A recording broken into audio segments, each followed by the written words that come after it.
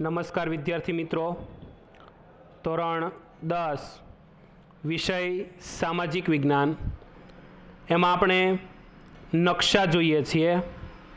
તો નકશામાં chapter number 14 પરિવહન, સંદેશાવ્યવહાર અને વ્યાપાર એને લગતા નકશામાં મુખ્ય રેલ માર્ગો જોઈએ. તો સૌપ્રથમ આપણે રેલ માર્ગ અને રેલ માર્ગમાં એ ટ્રેન કયા શહેર અને કયા રાજ્યમાંથી પસાર થાય છે તે જોઈએ. તો પહેલું છે સૌથી લાંબામાં લાંબો રેલ માર્ગ કાશ્મીરથી કન્યાકુમારીનો, એટલે કે શ્રીનગરથી કન્યાકુમારી સુધીના રેલમાર્ગની અંદર શહેરોમાં શ્રીનગર, વાયા દિલ્હી, ગ્વાલિયર, નાગપુર, બેંગલુરુ અને કન્યાકુમારી આ રીતે જુદા જુદા શહેરોને આવરી લેતો રેલમાર્ગ કાશ્મીરથી કન્યાકુમારીનો છે. એમાં શ્રીનગર જમ્મુ કાશ્મીરનું રાજ્ય છે, શ્રીનગર જમ્મુ કાશ્મીરનું શહેર છે, દિલ્હી એ દિલ્હીમાં જ છે, ગ્વાલિયર મધ્યપ્રદેશનું છે, નાગપુર મહારાષ્ટ્ર રાજ્યમાં છે, બેંગલુરુ કર્ણાટક રાજ્યમાં છે અને કન્યાકુમારી એ તમિલનાડુનું શહેર છે. તો આ થયું કાશ્મીરથી કન્યાકુમારીનો રેલમાર્ગ. એવો જ બીજો રેલમાર્ગ દિલ્હીથી મુંબઈ અથવા મુંબઈથી દિલ્હી. તો દિલ્હીથી મુંબઈના રેલમાર્ગમાં જયપુર, અજમેર, અમદાવાદ, વડોદરા, સુરત વાયા થઈને મુંબઈનો રેલમાર્ગ છે. તો દિલ્હી શહેર દિલ્હી રાજ્ય, જયપુર શહેર રાજસ્થાનની અંદર, અજમેર શહેર પણ રાજસ્થાનની અંદર, અમદાવાદ, વડોદરા અને સુરત એ ગુજરાતની અંદર અને મુંબઈ શહેર તમે મહારાષ્ટ્રની અંદર અને છેલ્લું સ્ટોપ મુંબઈ છે. તો આ થયો દિલ્હીથી મુંબઈનો રેલમાર્ગ. ત્રીજો રેલમાર્ગ આપણે જોઈએ મુંબઈથી ચેન્નઈનો. તો મુંબઈથી ચેન્નઈના રેલમાર્ગમાં મુંબઈ, બેંગલુરુ અને ચેન્નઈ. તો આ રેલમાર્ગમાં મહારાષ્ટ્ર મુંબઈથી શરૂ કરી કર્ણાટક રાજ્યના બેંગ્લોર શહેરની અંદર ટ્રેન જાય અને ત્યાંથી તમિલનાડુ શહેરમાં તમિલનાડુ રાજ્યના ચેન્નઈમાં. તો આ થયું મુંબઈથી ચેન્નઈ. એવી રીતે ચેન્નઈથી કલકત્તા. તો ચેન્નઈથી કલકત્તા શહેરને જોડતો રેલમાર્ગ એમાં વિશાખાપટ્ટનમ અને વિજયનગર વાયા થઈને કલકત્તા ટ્રેન જાય છે. તો ચેન્નઈ તમિલનાડુનું શહેર છે, વિશાખાપટ્ટનમ અને વિજયનગર એ આંધ્રપ્રદેશ રાજ્યના છે, જ્યારે કલકત્તા એ પશ્ચિમ બંગાળ રાજ્યની અંદર આવેલું છે. તો આ થયો ચેન્નાઈથી કલકત્તાનો રેલમાર્ગ. એના પછી જોઈએ કલકત્તાથી દિલ્હી અથવા દિલ્હીથી કલકત્તા. ટ્રેન અપ એન્ડ ડાઉનમાં બે બાજુ ચાલતી હોય છે, માટે કલકત્તાથી દિલ્હીનો રેલમાર્ગ જોઈએ. તો કોલકાતા, પટના, કાનપુર અને દિલ્હી, એટલે પટના કાનપુર વાયા થઈને દિલ્હી ટ્રેન જાય છે. તો કલકત્તા પશ્ચિમ બંગાળની અંદર આવશે, પટના બિહારની અંદર આવશે, કાનપુર ઉત્તર પ્રદેશની અંદર આવશે અને દિલ્હી રાજ્ય છે. એવી રીતે મુંબઈથી ડાયરેક્ટ કલકત્તા શહેરને જોડતો રેલમાર્ગ. તો મુંબઈ મહારાષ્ટ્ર અને નાગપુર પણ મહારાષ્ટ્ર વાયા થઈને કલકત્તા પશ્ચિમ બંગાળ. તો આ થયા જુદા જુદા રેલમાર્ગોની માહિતી. હવે આ રેલમાર્ગોને આપણે નકશામાં દર્શાવીએ તો જોઈએ નકશામાં ભારત મુખ્ય રેલમાર્ગો. રેલમાર્ગમાં પહેલો રેલમાર્ગ શ્રીનગરથી કન્યાકુમારીનો. તો શ્રીનગરથી ટ્રેન દિલ્હી શહેર, દિલ્હીથી વાયા થઈ ગ્વાલિયર, ગ્વાલિયર મધ્યપ્રદેશ એવી રીતે નાગપુર મહારાષ્ટ્રની અંદર, નાગપુરથી વાયા થઈ ટ્રેન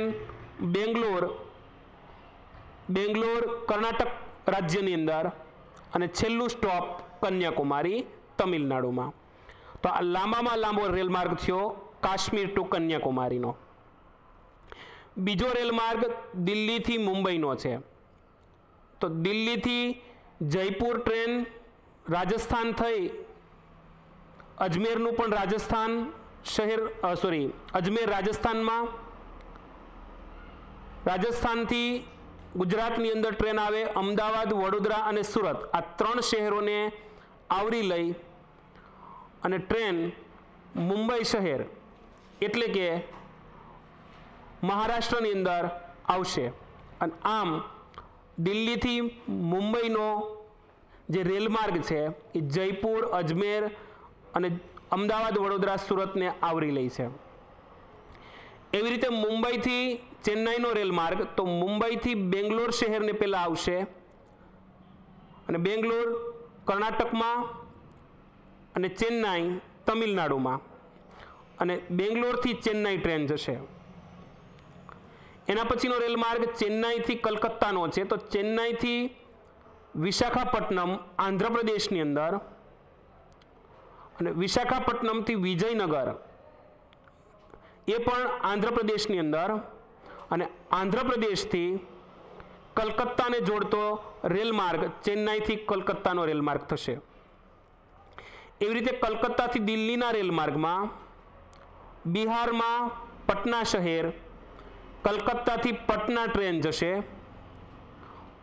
બિહારથી ઉત્તર પ્રદેશના કાનપુરમાં સ્ટોપ લઈ ટ્રેન દિલ્હી વાયા થશે. તો આમ થયો દિલ્હીથી કલકત્તાનો રેલમાર્ગ. એવી રીતે મુંબઈથી કલકત્તાનો રેલમાર્ગ, તો મુંબઈથી નાગપુર શહેરને વાયા થઈ કલકત્તા પશ્ચિમ બંગાળની અંદર રેલમાર્ગ આવશે. તો આ થયા રેલમાર્ગ. હવે જોઈએ રાષ્ટ્રીય જળમાર્ગનો નકશો. તો જળમાર્ગ, નદી અને કુલ અંતર. તો રાષ્ટ્રીય જળમાર્ગ નંબર 1 એ અલ્હાબાદથી હલ્દિયા ગંગા નદી પર થશે. 1620 કિલોમીટરનું કુલ અંતર છે. બીજો રાષ્ટ્રીય જળમાર્ગ નંબર 2 ધુબરીથી સાદિયા બ્રહ્મપુત્ર નદી પર 891 કિલોમીટર લંબાઈ ધરાવતો આ જળમાર્ગ છે. ત્રીજો જળમાર્ગ રાષ્ટ્રીય જળમાર્ગ નંબર 3 કોલ્લમથી કટપુરમ, જે પશ્ચિમી કિનારાની નહેર એટલે કે કેરળમાં 250 કિલોમીટરનું લંબાઈ ધરાવતો જળમાર્ગ છે. રાષ્ટ્રીય જળમાર્ગ નંબર 4 કાકીનાડાથી પુડુચેરી, જે ગોદાવરી અને કૃષ્ણા નદીને આવરી લેતી જળમાર્ગ છે, અને જે 1078 કિલોમીટર લાંબો જળમાર્ગ છે. અને રાષ્ટ્રીય જળમાર્ગ નંબર 5 જે ગોયનખલીથી તાલચેર, જે બ્રહ્માણી નદીને આવરી લે છે અને 588 કિલોમીટરનું અંતર ધરાવે છે. તો આ થયા જુદા જુદા જળમાર્ગો 1 થી 5 દર્શાવતું કોષ્ટક. હવે જોઈએ નકશામાં ભારત રાષ્ટ્રીય જળમાર્ગ. તો રાષ્ટ્રીય જળમાર્ગમાં પહેલું આવશે રાષ્ટ્રીય જળમાર્ગ નંબર 1 ગંગા નદી પર અલ્હાબાદથી હલ્દિયા, અને આની લંબાઈ 1620 કિલોમીટરની છે અને લાંબામાં લાંબો જળમાર્ગ છે. આ થયો રાષ્ટ્રીય જળમાર્ગ નંબર 1 અલ્હાબાદથી હલ્દિયા. અલ્હાબાદ યુપીથી પશ્ચિમ બંગાળ સુધીનો થશે.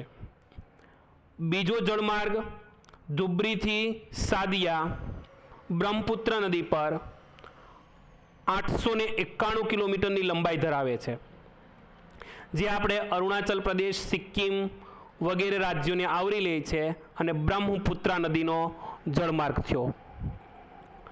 ત્રીજો જળમાર્ગ કેરળની અંદર આવશે રાષ્ટ્રીય જળમાર્ગ નંબર 3 જે પશ્ચિમી કિનારાની નહેરમાં 250 કિલોમીટરની લંબાઈ ધરાવતો કોલમ કટ્ટાપુરમ જળમાર્ગ રાષ્ટ્રીય જળમાર્ગ નંબર 3 થશે. એવો જ ચોથો જળમાર્ગ રાષ્ટ્રીય જળમાર્ગ નંબર 4 એ જે ગોદાવરી અને કૃષ્ણા નદી જે આંધ્રપ્રદેશ અને આ બાજુ આપણે કર્ણાટક તેલંગાણા વગેરે શહેરોને આવરી લે એવો કાકીનાડા પુડુચેરી જળમાર્ગ એટલે કે રાષ્ટ્રીય જળમાર્ગ નંબર 4 કાકીનાડાથી પુડુચેરી 1078 કિલોમીટરનો છે. અને રાષ્ટ્રીય જળમાર્ગ નંબર 5 બ્રહ્માણી નદીમાં જે ઉપર આંધ્રપ્રદેશથી ઉપરનું ઓરિસ્સા એટલે કે 588 કિલોમીટરનો લંબાઈનો ગોયનખલી તાલચેલ જળમાર્ગ આ જળમાર્ગ નંબર 5 થશે રાષ્ટ્રીય જળમાર્ગ નંબર 5. તો આ થયા રાષ્ટ્રીય જળમાર્ગ. બસ અસ્તુ.